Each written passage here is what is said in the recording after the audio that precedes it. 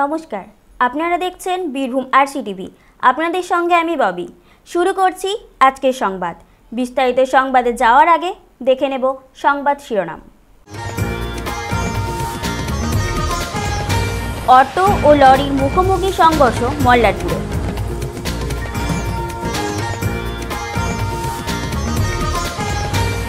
জয়পুরে ৬০ নম্বর জাতীয় সড়ক অবরোধ আদিবাসী সংগঠনের।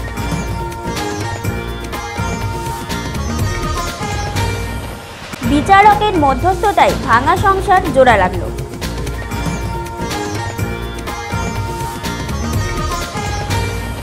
দুবরাজপুর পঞ্চায়েত সমিতি গঠন হলো আজ।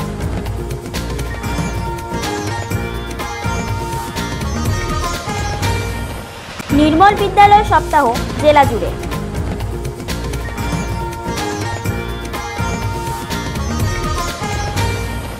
গ্রামীণ স্বাস্থ্য পরিষেবক সম্মেলন রাজনগরে।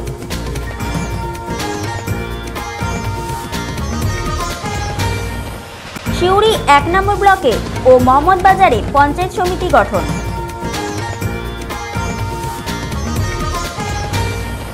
স্বচ্ছ ভারত সুস্থ ভারত অভিযান চণ্ডীদাস মহাবিদ্যালয়।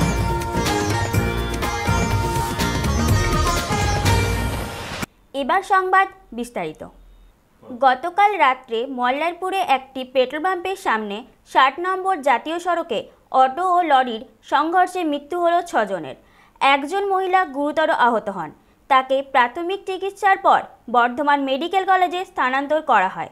প্রত্যেকে ছিলেন অটোযাত্রী। মৃতদের ময়নাতদন্তের জন্য রামপুরহাট হাসপাতালে পাঠানো হয়। স্থানীয় মানুষ ও পুলিশ দুর্ঘটনা কবলিত মানুষদের উদ্ধার করে। এই ঘটনার জেরে ৬০ নম্বর জাতীয় সড়ক বেশ কিছুক্ষণ অবরুদ্ধ থাকে। কি হয়েছিল ঘটনা বলুন তো? এটা হয়েছিল মল্লারপুর থেকে গাড়িটা একটা ডিসেম গাড়ি রামপুরহাট থেকে যেছিল, আর এই ভ্যানটা আসছিল, টোটোটা আসছিল মল্লারপুর থেকে ব্যাক করে। যে সামনে petrol pump, Mallarpur petrol pump, সেই পাম্পে সামনাসামনি অ্যাক্সিডেন্ট হয়। অ্যাক্সিডেন্টে ৬ জন মারা গেছে, একজন মহিলা মল্লারপুর হসপিটালে দিয়ে হয়েছে। আচ্ছা, এই অ্যাক্সিডেন্টটা কিভাবে হলো সেটা জানতে পারা গেছে? অ্যাক্সিডেন্ট হয়েছিল রাতেকার ব্যাপার, তো অন্ধকারের ব্যাপার। সেখানে অনেক পাবলিক ছিল, গাড়ি ঘোড়া যেগুলো রাস্তাভাবে ভিড় ছিল, ক্রসিং করতে গিয়ে ওখানে মেরেছে। যারা মারা গেছে তারা কিসে ছিল? তারা ওই টোটোতে ছিল, তিন চাকা অটোতে। কোথা থেকে আসছিল অটোটা? ওরা কোথা থেকে আসছিল, কাজ করার মানুষ ছিল, ওদের কাছে ঝোলা ঝম্প সবই কিছু আছে। মনে হয় আশা করি যে ওরা কোনো কাজে গেছিল, সে কাজ থেকে বাড়ি ফিরে আসছিল। কজন ছিল? ৭ জন ছিল, একটা মহিলা ছিল, একটা ৬টা ছেলে ছিল। ৬টা ছেলে স্পটে মারা গেছে, আর মহিলাটা মল্লারপুর হসপিটাল দিয়ে হচ্ছে। ও অসংখ্যজনক ব্যাপার, ওটাও বাঁচে কিনা। ওদের পরিচয় জানা গেছে? ওদের পরে কেউ জানায়নি। এখন একটু ফোন এসেছিল ওদের মোবাইলে, মেসেজ এসেছিল, ওদের বাড়ি থেকে ফোন করেছে যে পড়ুন, তাই শুনলাম। ড্রাইভার খালাইছি সব করে মারা গেছে। কি নাম আপনার? আমার নাম মেনকু শেখ, পচ্চনপুর বাড়ি। আপনার কি করলেন? এটা যতটা পাবলিক হিসাবে যতটা আমরা হেল্প করা ততটা করলাম। ভবানী প্রসাদের report, Birbhum RC TV, Mallarpur. Bharat জাকাত মাঝি পারগানা মহলের ডাকে আজ অনির্দিষ্টকালব্যাপী পশ্চিমবঙ্গব্যাপী অবরোধ। বীরভূমের জয়পুরে ৬০ নম্বর জাতীয় সড়কে সকাল ৯টার সময় রাস্তা অবরোধ করে আদিবাসী সংগঠন। ৬ দফা দাবিতে এই অবরোধ। সাঁওতালি ভাষা এবং অলচিকি ভাষার বিষয়ভিত্তিক শিক্ষক নিয়োগ করতে হবে। সাঁওতালি পাঠ্যক্রমের সমস্ত বই সরবরাহ, পরিকাঠামো গড়ে তুলতে হবে এবং সাঁওতালি আদিবাসী বোর্ড তৈরি করতে হবে। এই অবরোধের জেরে নাজেহাল বাসযাত্রী থেকে নিত্যযাত্রীরা। যে আজকের ভারত জাকাত মাঝি পারগানা মহলের ডাকে আমরা গত ৫ সেপ্টেম্বর আমাদের ভারতীয় সংবিধানের রাইট এডুকেশনের অধিকারে, আদিবাসীদের শিক্ষার অধিকারের জন্য ৫ সেপ্টেম্বর আমরা পশ্চিমবঙ্গ গভর্নমেন্টকে আমরা সাঁওতালি এডুকেশন বোর্ডের দাবিতে আমরা মেমোরেন্ডাম দেওয়া হয়েছে বা আমাদের ডিমান্ড দেওয়া হয়েছে। আমরা গত ২০ সেপ্টেম্বর পর্যন্ত বলেছিলাম যদি আদিবাসীদেরকে গুরুত্ব যদি না দেওয়া হয়, আমরা এবছর ঝাড়গ্রাম তথা গোটা পশ্চিম বেঙ্গল থেকে এদিকে মুর্শিদাবাদ থেকেও ১২০০ ছেলে মেয়ে আজ এবছর সাঁওতালি ভাষায় নিজস্ব মাতৃভাষায় তারা মাধ্যমিক পরীক্ষা দেওয়া সত্ত্বেও তারা বর্তমানে ম্যাক্সিমাম ছেলে 80% উপর নাম্বার পেয়েও হায়ার সেকেন্ডারিতে ভর্তি হয়েছে। কিন্তু দুঃখের বিষয় সেই ছেলে মেয়েরা এবছর এখনও পর্যন্ত তাদের কোনো পরিকাঠামো এখনও তাদের পায়নি। শিক্ষার অধিকারের জন্য আগামী দিনে যাতে আমরা যেহেতু পশ্চিম বাংলায় সর্ববৃহত্তম বাংলা ভাষার পরেই সাঁওতালি ভাষায় আমরা নিজস্ব সাঁওতালি ভাষায় লাখ লাখ মানুষ আমরা কথা বলি। এই ভাষায় এখনও আমরা সাঁওতালি এডুকেশন বোর্ড, আমরা যদি একটা সাঁওতালি এডুকেশন বোর্ড পেলে আশা করি আগামী দিনে আমাদের ছেলেমেয়েরা একটা উন্নতর একটা শিক্ষার আলোতে আমরা আলোকিত হব।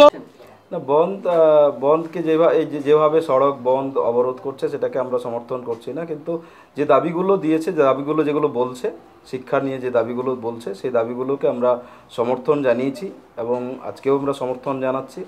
আমরা এই বন্ধ ওইভাবে রাস্তায় নেমে একদম রেল অবরোধ করে মানুষকে নাকাল করে আমরা এই বন্ধের সে জায়গায় আমরা সাড়া দিইনি। মূলত দাবিগুলো কি মানা হচ্ছে? দাবিগুলো তো গভর্নমেন্ট সরকারের পক্ষ থেকে দাবিগুলো মানছে না, কোনো দিনই মানা হয়নি। এগুলো নিয়ে আন্দোলন আমাদের জারি আছে, দীর্ঘদিন ধরে আন্দোলন চলছে আমাদের এগুলো নিয়ে। আমরা এটার অল্টারনেটিভ আমরা ভাবছি ডিএমকে ডেপুটেশন করা, ডিএমকে ধর্ণা দেওয়া, এই জায়গায় রাস্তায় যাওয়া এবং রাস্তার মানুষকে আমরা বিভ্রান্ত করছি না এই মুহূর্তে।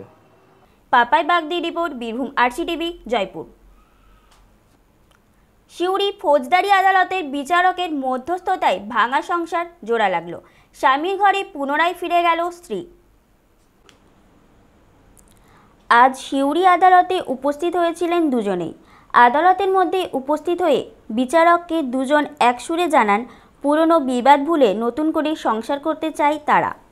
এই কথা শোনার পর অভিষেক মুখার্জির জামিন মঞ্জুর করেন বিচারক। জামিন পেয়ে বিচারকের কক্ষ ছাড়তে ফিরে আসে নিজস্ব ভূমিকায়। আদালত চত্বরের ভেতরেই ঐশ্বর্যকে জানিয়ে দেয় তার সাথে সংসার করতে চান না অভিষেক, তাকে নিজের বাড়িও নিয়ে যাবে না। সেখানেই কান্নায় ভেঙে পড়ে ঐশ্বর্য। ততক্ষণে অবশ্য বাড়ি যাওয়ার জন্য রওনা দেন অভিষেক। ফের বিচারকের কাছে ছুটে যান ঐশ্বর্য এবং সমস্ত কথা খুলে বলেন বিচারককে। বিচারকের নির্দেশে ফের ডেকে পাঠানো হয় অভিষেককে। বেশ কিছুক্ষণ আদালত কক্ষে বসে থাকার পর বিচারক তাদের কাছে জানতে চায় তারা সংসার করতে চায় কি না। তখন দুজনেই আবার বলে সংসার করতে চায়। সাথে সাথেই ঐশ্বর্য জানায়, ও আমার সাথে যেমন ব্যবহার করছে তাতে আমার মনে হচ্ছে আমাকে ফের মারধর করা হবে। এরপর বিচারক মুচলেখা লেখান অভিষেকের কাছ থেকে। এরপরই শ্বশুরবাড়িতে যাওয়ার কথা জানান ঐশ্বর্যকে। গত 3 দিন আগে ওরাদের দুজনের একসঙ্গে থাকার জন্য আমার শ্বশুরবাড়িতে 3 দিন যাতে জামাই আদরে থাকে সেই রায় দিয়েছিল। 3 দিন ছিল, খুব আদর করেই রাখা হয়েছিল ওকে। তাও 20 তারিখে দিয়েছিল যাওয়ার জন্য, কিন্তু জজ সাহেব বলেছিলেন যে 20 তারিখ আমাদের সঙ্গেই যেতে, কিন্তু মেয়ের সঙ্গে, কিন্তু ও যায়নি। পরের দিন 21 তারিখ 9টার সময় উনি আমার জামাই গেছে। তারপর 3 দিন আমরা যেমন পুরোনো কথা আমরা কোনো কিছু তুলিনি, যেমন জামাই আদায় করে আমি সেইভাবে করেছি। জন্মদিন ছিল আজকে, আমি জন্মদিনের আয়োজনও করেছিলাম। হ্যাঁ, পায়েস রান্না করেও দিয়েছি। হ্যাঁ, কিন্তু আজকে রায় দিল যে আমরা দুজনেই সংসার করবো, সব মিটে গেছে। কিন্তু জামাই যেগুলো বলেছে সেগুলো আমরা চাইছি ও সংসার করুক, কিন্তু জামাই নিজে একা চলে গেছে। হ্যাঁ, যদি ভালো থাকে আমি খুশি, জোরে ওরা দুজনে খুব ভালো থাকে আমি খুব খুশি, যদি অশান্তি না করে। আপনার নাম? আমার নাম দেবযানী মজুমদার। আগে ঠিক কি হয়েছিল, কি ব্যাপারটা একটু বলুন। দেখুন, কেসটা একটা 498, তার সঙ্গে 307 আর 34 ডিপি অ্যাক্ট অর্থাৎ ডাউরি প্রভিশন অ্যাক্টের একটা মামলা কমপ্লেনেন্ট ফাইল করেছিলেন। সেখানে শ্বশুর, শাশুড়ি, ননদ, নন্দাই যারা বাইরে থাকে, গোয়ালিয়রে থাকে, এবং প্রিন্সিপাল অ্যাকিউজ হাজব্যান্ডকে ইনভোক করে এই মামলাটা করা হয়েছিল। আমরা প্রথম দিন যখন আসি বেল হিয়ারিং করতে, অর্থাৎ 438-এ অ্যান্টিসিপেটরি বেলের আবেদন যখন আমরা ডিস্ট্রিক্ট জজ কোর্টে করি, তখন ওনারা ডিফ্যাক্টো পাওয়ার দেন, ভিকটিম ডিফ্যাক্টো পাওয়ার দেন। উকিলবাবুকে, একজন উকিলবাবুকে দিয়েছিলেন, কিন্তু জজ সাহেবের ভিউ ছিল যে যেখানে 8 মাসের সংসার, সেই সংসারটা কেন ভেঙে যাবে, কি এমন রিজন হতে পারে 8 মাসের সংসার ভেঙে যাওয়ার।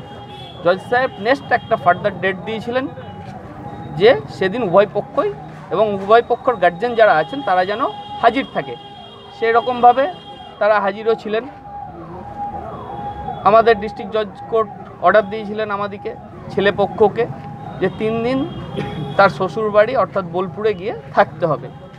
আমরা কিন্তু ডিস্ট্রিক্ট জজ সাহেবের যে অর্ডার, সেই অর্ডার কমপ্লায়েন্স করেছিলাম এবং 3 দিন পর আজকে আবার ফির শুনানির তারিখ ধার্য হয়েছিল। সেইখানে তো আপনারা দেখলেন যে দুটো পরিবার আবার যা ভুল বোঝাবুঝি হয়েছিল সেসব মিটে গেল, এবং ভুল বোঝাবুঝি মিটে যাওয়ার পরে জজ সাহেব বললেন যে স্ত্রীকে হাত ধরে অর্থাৎ তার নিজের শ্বশুরবাড়িতে, স্ত্রীর শ্বশুরবাড়িতে অর্থাৎ ছেলের বাড়িতে নিয়ে যেতে হবে। আমরা ওদিকে যা ডাইরেকশন দেবেন জজ সাহেব, আমরা সেই ডাইরেকশন অনুযায়ী আমরা আমাদের কাজ করব। মাঝে একটু যেটা হলো, দেখুন এতদিনের একটা অশান্তি, 1 মাস 1.5 মাস ধরে একটা যে ভুল বোঝাবুঝি মনোমালিন্য, সেটা তো অবসান হতে একটু তো সময় লাগবেই। চেষ্টা একবার হলো দিয়ে আবার আদালতে গেল কেন, দুবার কেন? আদালতে যাওয়ার আরেকটা কারণ হচ্ছে, সেটা ওনারা চাইছিলেন যে স্বামী যে নিয়ে যাচ্ছে সে আর ঝগড়া করবে না, সে তাকে সুস্থভাবে রাখবে, সেই ব্যাপারে একটা মুচলেখা দেওয়ার জন্য। তো আমরা যখন চাইছি সংসার করতে, আমরা সব ধরনের মুচলেখা দিতে রাজি আছি। তার কারণ আমরা চাই যে সংসারটা বাঁচুক, আমার মক্কেল চাই তার স্ত্রীকে ভালোবাসে সে সুষ্ঠুভাবে সংসার করতে, তার জন্য যত রকম কোর্ট বলবে আমরা সমস্ত কিছু পালন করার চেষ্টা করব। জামিন মঞ্জুর হয়ে গেছে? হ্যাঁ, জামিন মঞ্জুর হয়েছে। বলছি এই 3 দিনে কি মক্কেল ঠিক ছিল? এমন ছিল এই 3 দিনে তারা দেখুন, যখন একটা ভাঙা সংসার জোড়া লেগেছে তাহলে 3 দিন আমাদেরকে ধরে নিতে হবে যে 3 দিনের সংসার তাদের খুব সুখের ছিল, সেই কারণে আজকে তারা এত কাছাকাছি আসতে পেরেছেন। Thank you. আপনার নাম? অভিষেক ব্যানার্জি। পার্থ দাসের রিপোর্ট, বীরভূম RCTV, সিউড়ি। দুবরাজপুর ব্লকের দুবরাজপুর পঞ্চায়েত সমিতি গঠিত হলো আজ। পঞ্চায়েত সমিতির সভাপতি নির্বাচিত হলেন মিলন বাগদি। 2018 ত্রিস্তর পঞ্চায়েত নির্বাচনে সবকটি আসনে তৃণমূল কংগ্রেস বিনা প্রতিদ্বন্দ্বিতায় জয়ী হয়। আজ সর্বসম্মতিক্রমে পঞ্চায়েত সমিতির সভাপতি নির্বাচিত হন মিলন বাগদি এবং সহসভাপতি নির্বাচিত হন স্বপন মণ্ডল। উপস্থিত ছিলেন তৃণমূল ব্লক সভাপতি ভোলানাথ মিত্র, স্থানীয় বিধায়ক নরেশ বাউরি সহ অন্যান্য নেতৃবৃন্দ। তৃণমূল কংগ্রেসের সমর্থকরা বাদ্যযন্ত্র সহকারে একটি মিছিল বের করে দুবরাজপুর শহর পরিক্রমা করে। নবনির্বাচিত পঞ্চায়েত সমিতির সভাপতিকে মিষ্টিমুখ করান ব্লক সভাপতি ভোলানাথ মিত্র।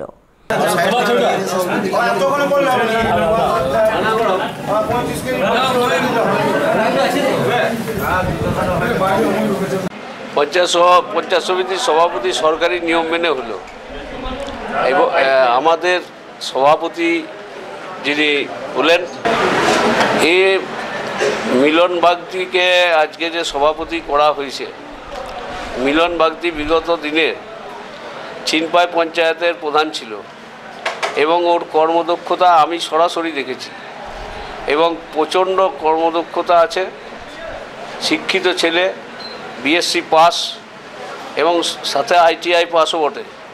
হ্যাঁ, তো ঘটনাটা হচ্ছে যে কোনো ধরনের কাজ মিলনের পক্ষে করা কঠিন নয়। মিলন প্রচণ্ড দক্ষ, আমি ওকে 5 বছর দেখেছি, সেই কারণে ওকে সভাপতি নির্বাচিত করেছি। আর সহসভাপতি যিনি হলেন স্বপন মণ্ডল, তিনি তো এই ব্লকের অভিভাবক ছিলেন, আবার অফিসিয়ালি অভিভাবক হয়ে গেলেন। তার কাজের কর্মদক্ষতা সম্বন্ধে তোমাদেরকে নিশ্চয়ই বিশেষ কিছু বলার নাই, তাই তোমরা সবাই জানো যে স্বপন মণ্ডল কী ধরনের কাজ করে।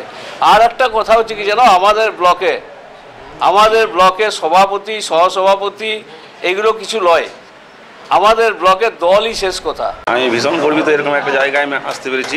তার জন্য আমার যে উচ্চ নেতৃত্ব আছে, আমার মাননীয় ব্লক সভাপতি ভোলানাথ মিত্র মহাশয় এবং স্বপন কাকু, এদের প্রত্যেকে আমি ধন্যবাদ জানাই যে এই জায়গা আমাকে দিয়েছে এবং আমি এই জায়গায় বসাবো। এটাকে আমি স্বপন নিয়ে বলতে পারি যে আগামী দিনে আমাদের মহামারী মানুষের সরকার পঞ্চায়েত সমিতি চালিয়েছে, অনেক উন্নয়ন হয়েছে, রাস্তাঘাট, জল, আলোর ব্যবস্থা সবই হয়েছে।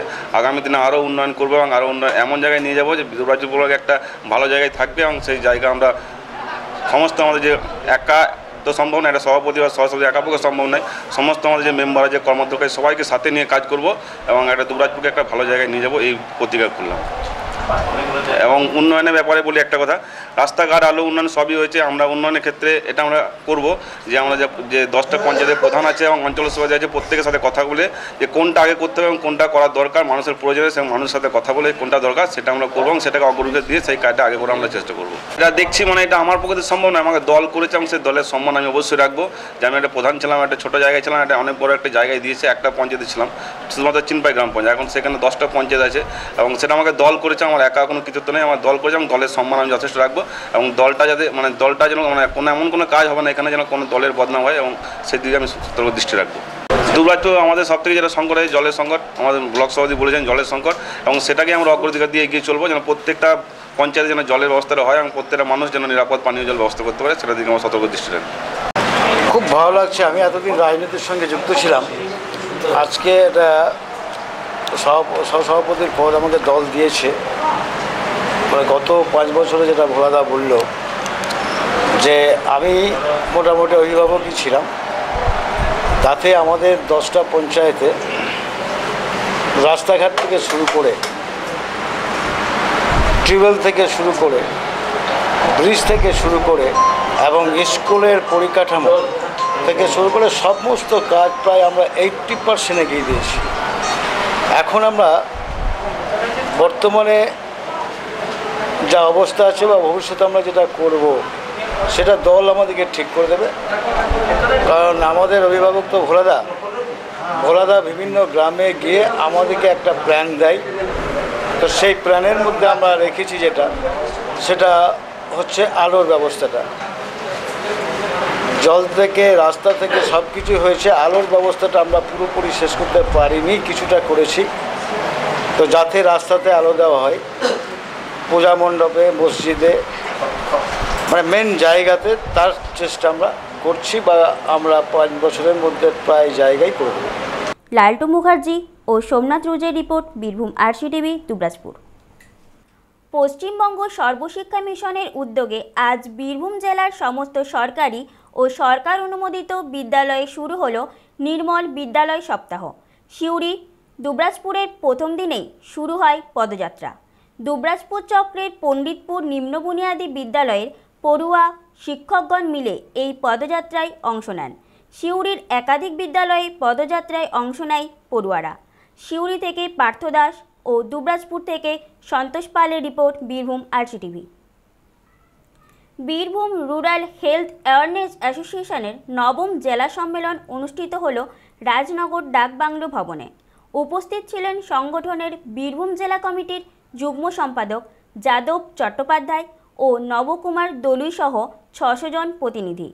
প্রধান অতিথি হিসাবে উপস্থিত ছিলেন স্ত্রীরোগ বিশেষজ্ঞ ডাক্তার দেবাশিস দেবাংশী। গ্রামীণ স্বাস্থ্য পরিষেবা তথা চিকিৎসা সচেতনতা ও পরামর্শ দান এই বিষয়টিকে সামনে রেখে অনুষ্ঠানে বিশিষ্টজনেরা বক্তব্য রাখেন। Bureau report, Birbhum RCTV, Rajnagar. Suri 1 নম্বর ব্লকে পঞ্চায়েত সমিতি গঠিত হলো আজ। পঞ্চায়েত সমিতির সভাপতি নির্বাচিত হন স্বর্ণশঙ্কর সিনহা। উপস্থিত ছিলেন জেলা পরিষদের সভাধিপতি বিকাশ রায়চৌধুরী সহ অন্যান্য নেতৃবৃন্দ। অন্যদিকে মোহাম্মদবাজার ব্লকের মোহাম্মদবাজার পঞ্চায়েত সমিতির বোর্ড গঠন করল তৃণমূল কংগ্রেস। মোহাম্মদবাজার ব্লকের বিডিও আশিস মণ্ডলের সহযোগিতায় আজকের পঞ্চায়েত সমিতির বোর্ড গঠন করা হয়। সভাপতি পদে নির্বাচিত হন শম্পা মাহারা ও সহসভাপতি পদে নির্বাচিত হন ভবতারণ ব্যানার্জি।